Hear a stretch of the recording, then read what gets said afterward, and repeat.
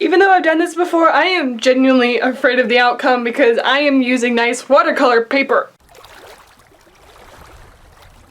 Okay, here we go. Yeah.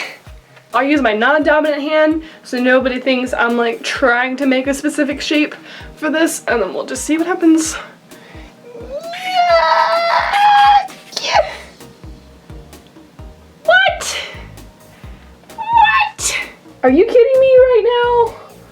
What am I supposed to do with that? Okay, I will admit, when I first looked at this scribble, I had no clue what I was supposed to do with it. I mean, it just didn't make any sense.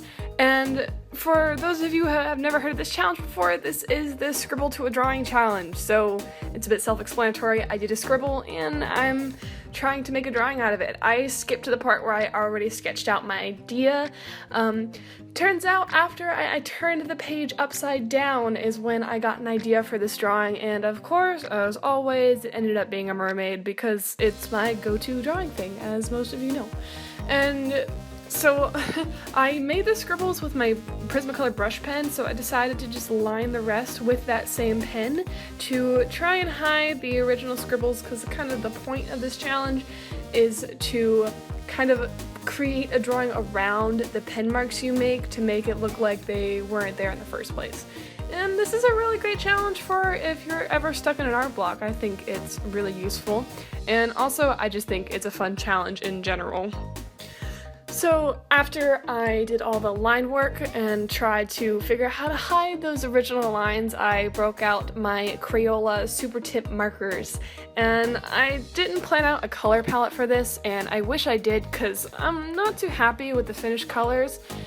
But regardless, it is what it is. I just started sketching out what I liked with just whatever colors I was thinking.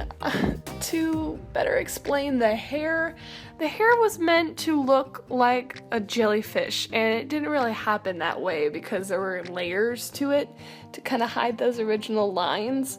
So that was a bit difficult. I was trying to make it look like a jellyfish, hence the purple hair. I kind of thought I would be inspired by a Portuguese man-of-war jellyfish, but the end result colors did not represent the man-of-war jellyfish at all.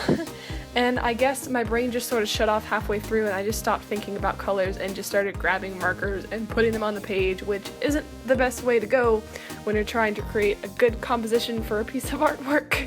My brain just kind of said, oh, the complementary color of purple is orange. That is wrong! I'm telling you, my brain just shut off while I was doing this, and I used orange to create the tail instead of yellow. Yellow is the complementary color of purple, orange is the complementary color of blue. My brain just really got those jumbled up for a second, and it was too late by the time I realized my mistake, and so I just had to roll with it. But nonetheless, I think it ended up turning out alright. I incorporated some of that yellow in there with the side fins and the tail fin, the fluke as some people will call it, depending on, I guess, the type of tail. I don't know. And yeah, the colors I'm not happy with, but I used a new technique I learned where you can actually blend Crayola markers with water, because Crayola markers are water-based, and so once you mix them with water, they blend right up. Even if the marker is already dried, add some water on it and bam, you've got watercolor markers. How cool is that? So I tried to tie in the yellow throughout the whole piece by adding some yellow highlights to the hair and kind of add some more dimension and life to it. But you know, in the end, it still ended up cartoony, and I just had to roll with that. And when it comes to the color of the top, I don't even know. I think I just gave up at that point and picked a color that I thought looked nice and threw it on the page. This was more about the scribble itself, I guess, and not the actual piece, because that was just, I mean, I'm still really happy with it, and I really like how it turned out, and I think this was a really fun challenge to do, and I guess it's also a cheap art supply challenge, since I also used super cheap art supplies. I'm not sponsored by Crayola, but I always mention this all the time, that I got this 50-pack of markers for only $10 at a craft store, and the fact that I can create colorful artwork with it for so cheap is pretty awesome, especially if the drawback for you of getting Crayola markers is how streaky they are, just draw on watercolor paper and you can blend it up. Because I am doing this on watercolor paper, like I mentioned at the beginning of the video, because I wanted to be able to test out this blending technique. So thank you to who suggested it. I am so thankful because this is so awesome. I had so much fun doing this. Regardless of the result, I really enjoyed this. So that's about it for my rambling. I'm just about finishing it up now, so enjoy the rest of the video, and I'll talk about my thoughts about it at the end.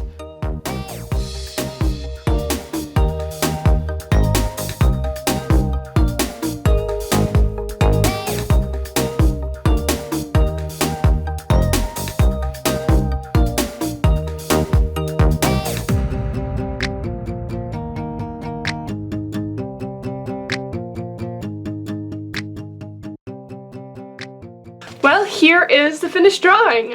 I actually didn't think this was gonna work. Honestly, I had no clue what I was gonna do about that scribble, and I was a little overwhelmed, but in the end, I pulled through, and I guess it's kind of turned into a double challenge, a scribble to a drawing challenge as well as a cheap art supply challenge, because as you saw in the video, I used Crayola markers for this. So shout out to Pastel Bird Nerd for giving me the suggestion of blending Crayola markers with water. Thank you so much for giving me that advice because it's so much fun. So I'm pleasantly surprised about how this turned out, and I think it turned out pretty well. So let me know what you guys think in the comments below, and let me know if you ever tried this scribble to a drawing challenge, because I think it's really fun. Even though it's hard, it really pushes you to try something new, especially if you're in an art block. I think this really helps you to like push through it. And so let me know what you guys think in the comments down below, and that's all I have for you guys today, so I'll see you later.